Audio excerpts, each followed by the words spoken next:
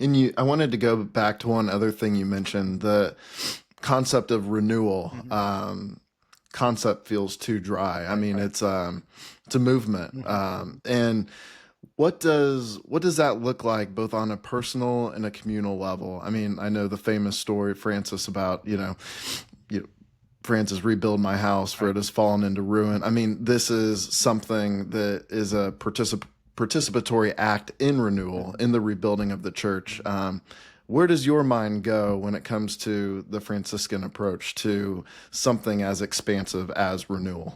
Yeah, well, I think you kind of hit the nail on the head in terms of there's a personal dimension to it and there's a communal dimension to it.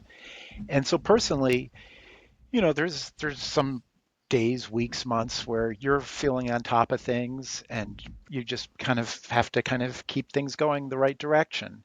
Um, but then I think I certainly know personally I'll hit a roadblock, I'll have a difficulty, and so I know that I need to have a yearly retreat.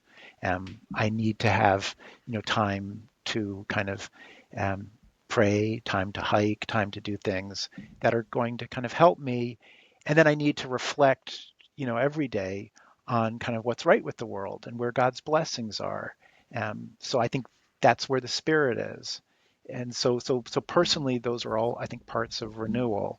Um, to it like the word in Hebrew is hodesh, and that is related to the cycle of the moon. So we get a new moon every kind of 28 days, and that's that sense of renewal that we find in nature.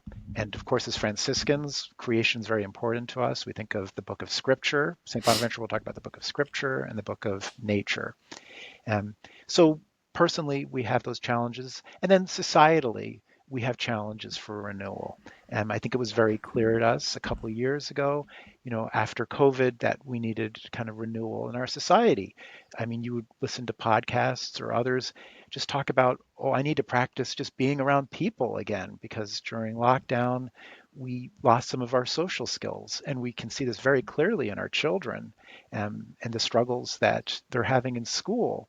I have a number of friends who are teachers, and they tell me some of the grades are a year or two behind in their social skills because these children weren't able to relate as groups. We can also see that, I think, in society at large, and we can see, just the lack of trust that is in our society.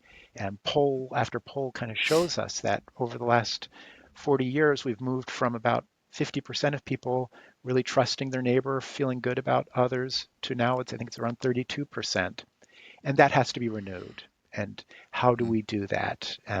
Those are bigger questions than I can probably answer, but we can certainly see the need for that. And the Franciscans, I think, do have an answer to that in terms of really kind of working with each other, um, kind of meeting each other eye to eye, and trying to have a space for dialogue that we're called very clearly in the Bible to love our enemy. If those that calls us to conversation, to recognizing that they're made in the image and likeness of God, and the importance of all that we're all in this together.